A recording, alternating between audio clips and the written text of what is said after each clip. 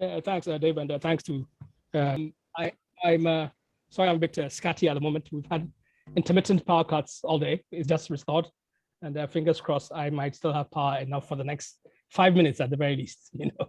But of course, this is one of the instances of the the unevenness in terms of basic human needs, in terms of energy democracy, in terms of the structures of investment, all of which, as we know, as you can tell from the gas crisis going on in Britain today, all of which are subjected to the profit needs of big companies and smaller players trying to muscle in, and everybody cutting each other's throats, but at the expense of working people and their livelihoods and so on.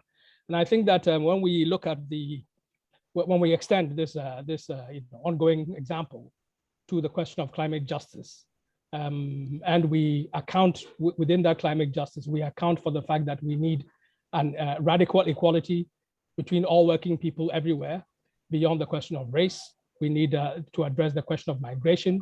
We need to address the question of women's inequality and women's liberation, sexuality and so on, because those are precisely the terms on which we can construct an agenda that accounts for, accommodates differences between the global north and between the global south, between advanced economies and societies such as Britain and places like where I am today, which is the parts of the world characterized by first the immediacy and the intensity of the ecological and environmental stress. We see that across Africa in terms of the same violent weather patterns that many parts of the world are increasingly experiencing. But then this is a part of the world, a region in the world, which due to the history, global history, particularly the history that has been associated with the rise and spread of capitalism and its establishment as a global system, it has gone through slavery for 400 or so years. It has gone through a particular branch, type of colonial accumulation in the form of raw material production for metropolitan industries. The same raw material production meant that economies became dependent on single commodities, natural resource based commodities, which were extracted at huge cost in terms of the biodiversity, but also in terms of livelihood of people, or indeed in terms of a developing standard of living, which would allow social investments, that would allow technology, that would allow the existence of social services and infrastructure that at least could give people a fighting chance of responding to a crisis like this. That is not what we're seeing. What we're seeing, of course, at the contrary, is an intensification of the monopoly of the global companies and their local allies who control the same natural resource extractive sectors. We see them extending their tentacles into local food systems. We see them extending their tentacles into the grab of natural resources, increasing shares of natural resources like land, like water, and so on, and at the cost of precisely the kind of investments that will assure a better form of soil protection, of water management, and develop the kind of technologies that are appropriate to whatever livelihoods that people are trying to win for themselves here, and to do so in ways that put the direct producers in increasing control over their environment, and are able to maintain that environment in ways that are sustainable for themselves and so on. So, comrades, it comes down to the same question, that no matter the variation of the particular challenges that prevail or portend in one or are dominant in one part of the global system, no matter the apparent differences in terms of the forms of livelihoods, in terms of the standards of living and so on and so forth, what is essential, what is universal, is that ordinary people everywhere have to take control of the productive capacities that nature their harmonious existence by way of social relations, egalitarian, equal social relations, by radical democracy, by planned economic activities and so on and so forth, along with sustainable environmental and ecological practices. This is an absolute requirement at every level. To be able to do so, we need to seize the wealth of society at large. We also need to start that process by ways of radical redistributions of the kind of, from the kind of profit-making cutthroat system that drives everybody down this way and set whole populations against each other. I am fully aware that there are those who, in the teeth of, on the face of rapacious global capitalism, for example, in terms of agriculture, posit smallholder agriculture, small-scale family farms as an alternative. There's many ways in which, yes, the knowledge that has been accumulated over hundreds of years by ordinary people trying to develop sustainable livelihoods for their families, for their communities. There's many practices, many forms of knowledge that we all know that we could benefit from. But there's no question about the fact that the process of capitalism involves the massive disempowering of ordinary people, displacing and appropriating their knowledge, denying them the capacity to even exercise that knowledge and so on. So there's no reason why, by making a fetish of smallholder farmers, we deny poorest people in Africa the share of the wealth, the total commonwealth that humanity as a whole has generated, which they themselves have contributed to and continue to contribute to in a variety of different ways. So the question of finding ecological, organic ways of drawing your remarks to a conclusion. Okay, thank you very much, Dave. So the question of the forms in which different types of production activities can be rationalized by ordinary people on the basis of the democratic decision making and the variation in conditions, locales, and what the different environmental and productive capacities offer. It is the mediation, the intermediation of those, and the harmonization of those needs, those capabilities together that can construct the democratic global social order that actually we need, both in the process that we need to develop in the process of beginning to address and redress the imbalances and exploitation and inequality that is a direct result of climate change, but also to get to the ultimate solution, which is the overthrow of the system of profit. And for that, we need all the radical unities that we can get. We need a world of free migration. We need a world which is radically anti-racist. We need a world which breaks down every barrier between working people and enhances the capacity of those working people to take charge of their life wherever they are in any part of the world. Thank you, comrades. Thank you very much indeed. That was great to hear. Right, we'll move on to, sorry, Sarah Hockey, I had down as the next speaker, who's been involved in campaigns in East Yorkshire, and there's been some recent developments there, which I'm sure she's going to tell us about. Okay, Sarah.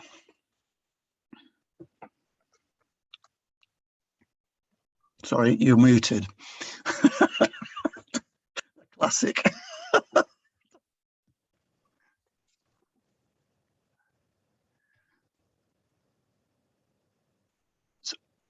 Sorry, we have a problem. You're muted and we can't hear you at the moment.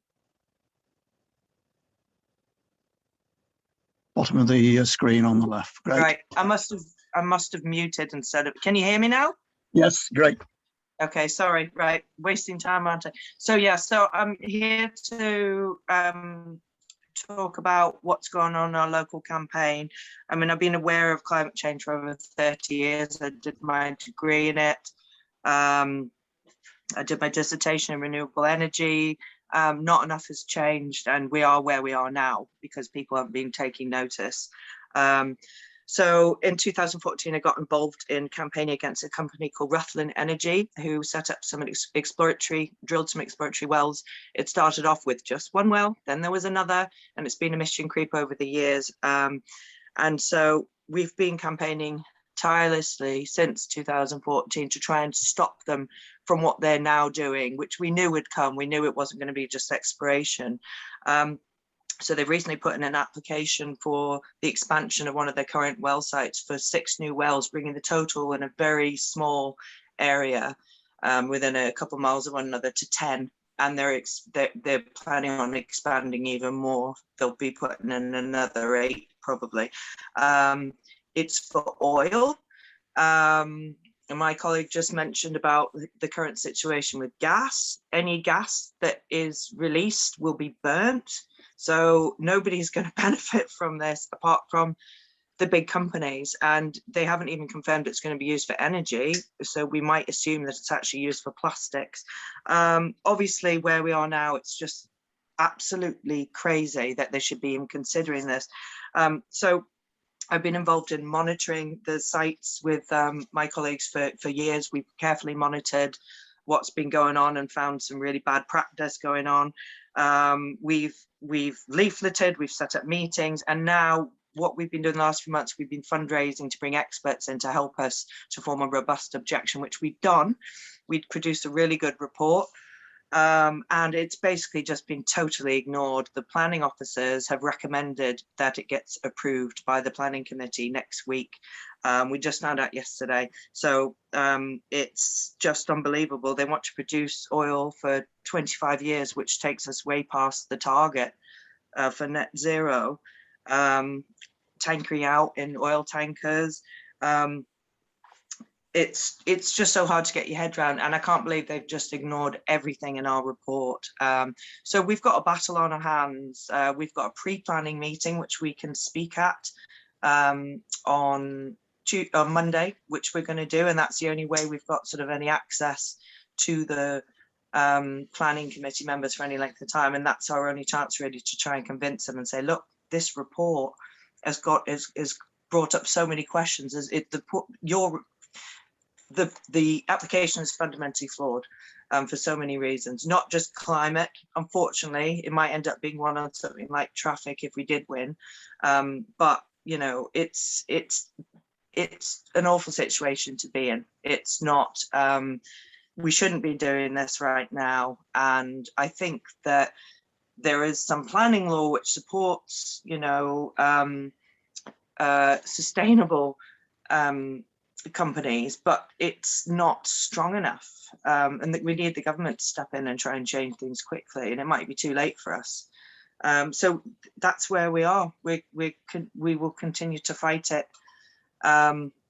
I've had enough of it now. I don't want to do it anymore, but we have to, because it has an impact on everybody. It's not just the local communities which will be devastated by it, but it's everybody around the world. It's the vulnerable people that the previous speaker was talking about. You know, we're one planet. We need to think about everybody and how it affects people's lives, particularly the most vulnerable. Okay. And I've probably got more time, but I'm quite happy to stop there if that's okay. Yes. With you. No, thank you very much. That was really great. So you've got, I think we've got some details going in the chat, so people can inform themselves about your campaign and perhaps head over to East Yorkshire to give you a hand. Thank you. Yes, sorry, can I just say one more thing? So you can join our Facebook group, West Newton Gateway to the Gas Fields, that you're putting in. And also, if anybody wants to donate to our campaign, you can get in touch with me through there. That would be great. Thank you very much. Yep. Okay. Right.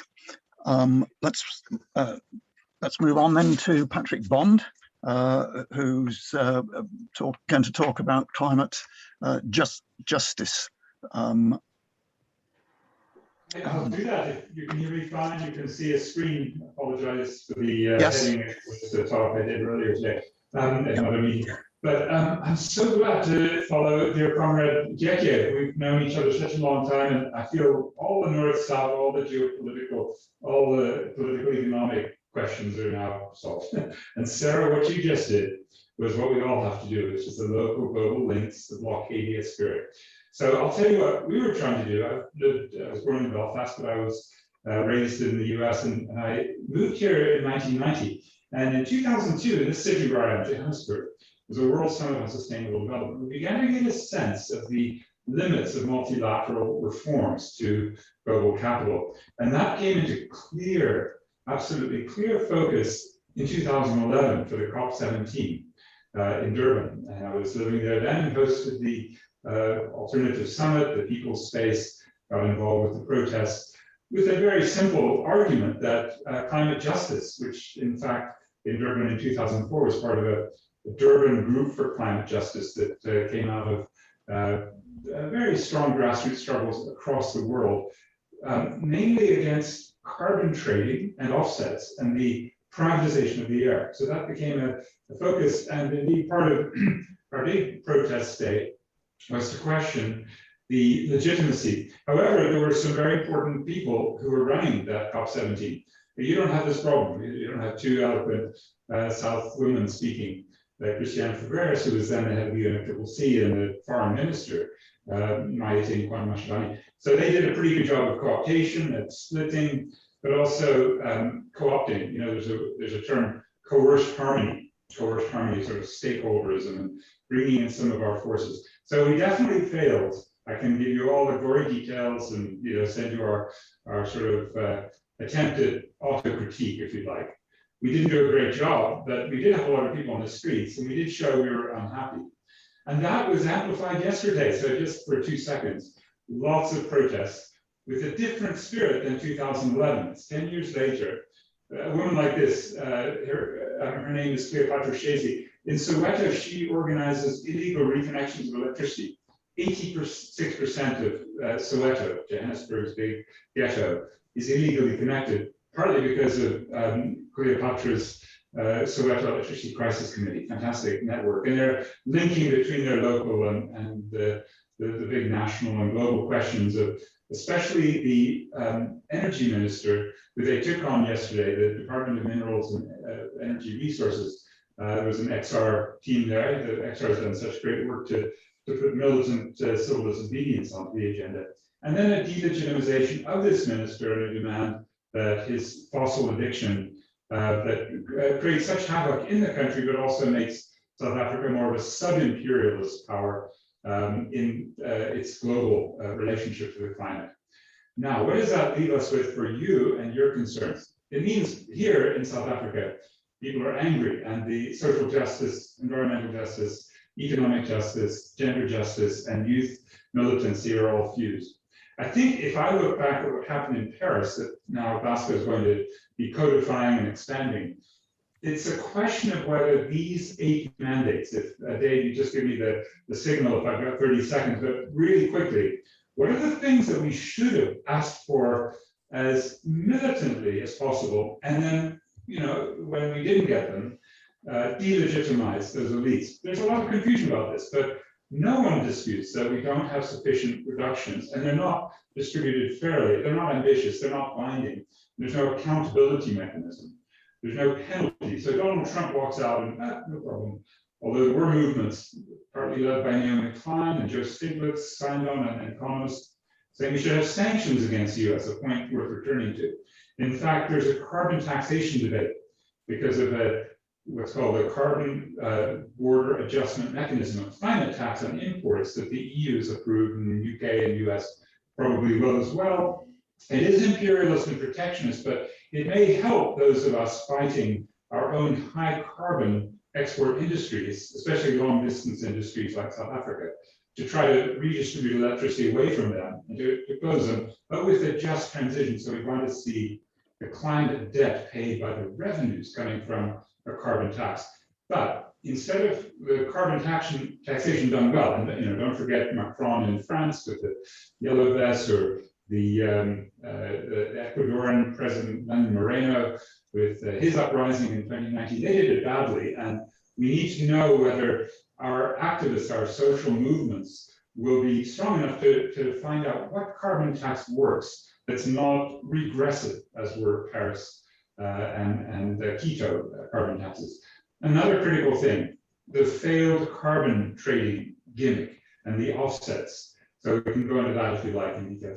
Then the critical thing for many in the South is that the North is ignoring a fairly standard, what we call ecological modernization or environmental management technique called pollute or pays. If you have an externality like pollution, you need a tax or some process like a reparations payment or a climate debt, an ecological debt, to correct the market imperfection. And if you sign the Paris Climate Agreement, you're automatically agreeing that you will not call on the North for their liabilities to pay for the loss and damage that you suffered, especially in the South. The South, by the way, is 4% insured, the North 60% insured against climate crisis, according to a Christian Aid study.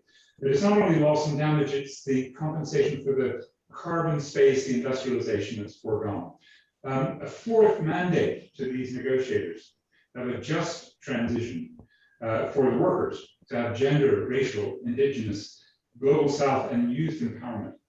A fifth, to make sure that there's climate-friendly technology without intellectual property. Now, as you know, Boris Johnson, along with Angela Merkel and the EU, has said, we will not relax the waiver on IP on COVID-19 vaccines and treatment. And they're absolutely killing, you know, by the hundreds of thousands, if not millions. And they're keeping this pandemic going because of that fealty to intellectual property. So it's really up to you to fight this on every front, but climate especially. And then the military. Pentagon is the US military, the #1 emitter in the world. Also maritime shipping, air transport, to have those brought into UNFCCC. And the other one that I think is terribly important is to keep the fossil fuels underground, to seize exploration, to revalue unburnable carbon as so-called stranded assets, and to stop the trillions of dollars, 5.2 is the latest estimate annually, of state subsidies. Okay, that's my little presentation to just say a mandate, a set of 8 arguments we've been making in the CJ movement, that the negotiators, do you remember what they said to those 8? Good, I'm glad you're paying attention. That's right. They said nothing. They did not one of those, not one of those mandates. And the last point, it leads us to the question of fix it or nix it, like we ask of many multilaterals that are openly imperialist, with sub-imperial allies like the South African government. If we don't have a system that makes sure our tree shakers, protesters like yourselves outside, are talking to the jam makers, typically suit and tie NGO negotiators who go on the inside. If we don't have some division of labor that's clear, we end up, as we did in Durban, unfortunately, legitimizing the UNFCCC Conference of Polluters. So I put it to you that you still need to do work, and you have over a month to do it, to make sure your arguments on the outside either resonate with those comrades who are inside, who think they can make progress here, or if that's not possible, well, it's delegitimization of imperialist plus sub-imperialist climate politics in Glasgow. So I hope you can take that challenge seriously. Fix it or nix it. Thanks, comrades. Thank you very much. That's great. Okay, we get to our final speaker, Suzanne Jeffrey. Susan, the floor's yours.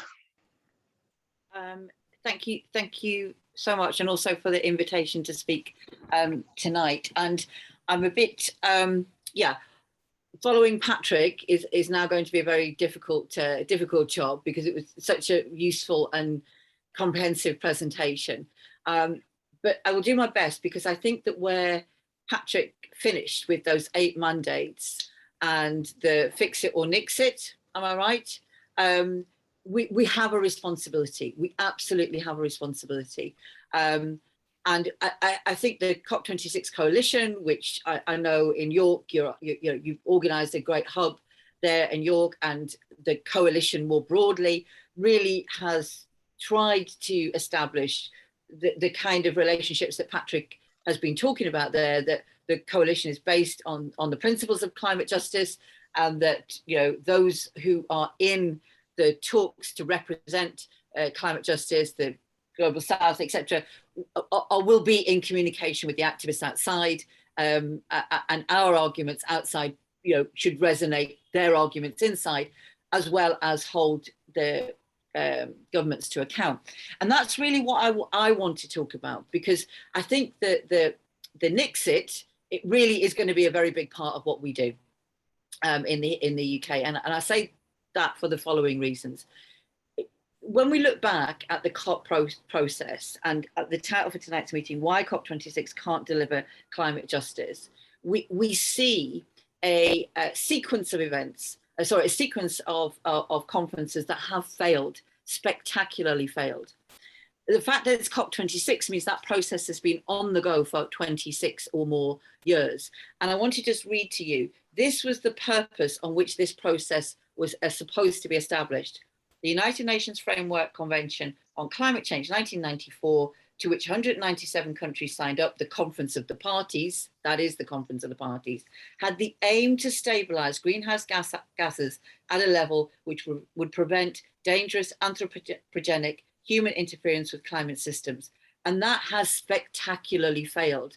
It has not achieved that goal. In fact, quite the opposite has happened, with a huge increase in emissions, escalation emissions over those years, and the reality of a lived climate crisis now, not something in the future, the code red that we are so urgently aware of. If you run through each of those sort of significant conferences, from Kyoto to Copenhagen to Paris, you find that each of those processes comes up against the priority being given, and particularly in terms of the richer countries, to their economic interests in competition with rival global economic interests, and all other agendas are subsumed under that. And that's led to failure after failure after failure. And there's no doubt that it will lead to failure here in Glasgow, unfortunately, given the urgency of the situation. I think the attention on our own government is very, very important for the following reasons. You can see a blame game is already in play. So Johnson, the media spin is already in massive overdrive. That the UK government is a creditable host for COP26. That's the language that's been used because of the NDCs that Britain has committed to. But the gap between the reality, the rhetoric, and the reality is enormous, is absolutely enormous. And it's not acceptable. Oh, this is something that we have to put at the heart of our actions and our struggles. It's not acceptable that gap between rhetoric and reality is left unchallenged, because that really is the central task that we have. You can almost see Boris Johnson now in his high vis with a wind turbine behind him, talking about how Britain is a global climate leader, and unfortunately other countries have not lived up to their commitments in Glasgow. So just a few thoughts on that. Yes, there is 78% by 2030 cut in emissions. Whether we're on track to do that, whether we've got the policies in place to do that, very, very different scenario. It was so fascinating, and thank you, Sarah, for your contribution. The idea that there is investment going on in oil wells, in the UK as we speak. Let's think about what else is on the cards. The Cambo oil project, the Cumbria mine, which is still to be making a decision on, which I suspect will come down in favour of the mine, but after COP26, the £26 billion road building programme, the failure to deliver on home insulation in any meaningful or significant way, the absolute catastrophic failure of the Green Homes Grant. Not that there wasn't money available, and we can see so much money available, but it's shaken out all the time to the private sector, who incapable, incoherent, unwilling to deliver on all of these projects, while the public sector is starved, whilst the public sector could deliver on so much of this agenda. And when it comes to just transition that Patrick spoke about, that is what we have to call for: huge investment in public sector expansion in the jobs that really can tackle the climate crisis, not more money shoveled out to a failing private sector. And if you think about this gas crisis that we have, in the UK, it was reasonably easy.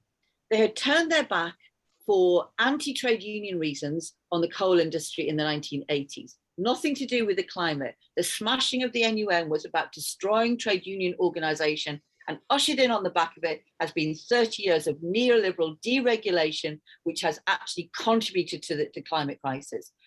The coal-powered stations that we have in this country were ready for closure. And that's really where our emissions reduction comes from. But meanwhile, so it was an easy stuff to do. But meanwhile, where did the investment go? In the dash for gas. So we didn't move away from the fossil fuel infrastructure. We replaced coal with gas. And if we'd replaced it with renewables, we would be so much further forward.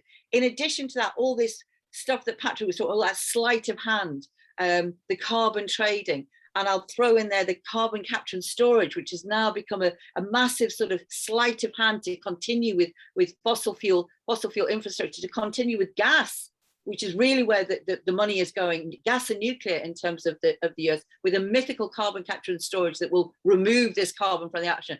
We just keep churning it out, and where are we going to put it? And I want to just finish on this. Any advances that have been made in the last few years have been made on the back of a movement, one, pushing this to the top of the political agenda where it hasn't been all those years. It was the climate strikers in 2019. It was XR in 2019 that at last globally pushed this to the top of the political agenda, alongside the amazing work of scientists and the unfortunate tragedy of our actually existing climate crisis. Without that movement, without an anti-fracking movement in this country will be littered with fossil fuel emitting oil wells. I can see some friends of mine for that really, really important struggle. And this government pushed like mad for fracking. They did absolutely everything they could to undermine this struggle. So this is what we need to remember when we go into COP26, and that you're meeting today to focus on what kind of mobilization you get in York. Our leaders are failing. This empty rhetoric that will come from a man who, even on this incredibly important issue, speaks with that kind of superficial nonsense of talking about Kermit the Frog. I mean, it really, it's depressing beyond belief. We have a job to call these our own leaders in the UK out. They are not global climate leaders. They are shifting the blame for responsibility rather than accepting the blame for responsibility, and they are wasting huge amounts of money in actually pointing us in a direction that doesn't take us to the solutions that we need, and is a million miles away from climate justice, has no sense or framework of climate justice. I want people to remember those 8 mandates that Patrick spoke about. It's around those that we do need to frame our critique. And then we also need to put our agenda, because it's only the social movements that can put the kind of agenda that will challenge it. The process has failed quite simply because the world and the richest governments in the world for the last 30 years have been dedicated to a failed market neoliberal model. And so long as those governments remain committed to it, we know our own government is, there will be failure, there is failure. And we have to assert an alternative vision of the world that we want to live in and how that can be created. And that means we have a huge, huge and urgent job of work to do to build on those significant social movements and make them deeper and stronger in the coming months. Thank you very much, Susan, for that excellent and inspiring concluding talk. So we will end the recording, and we'll put the recording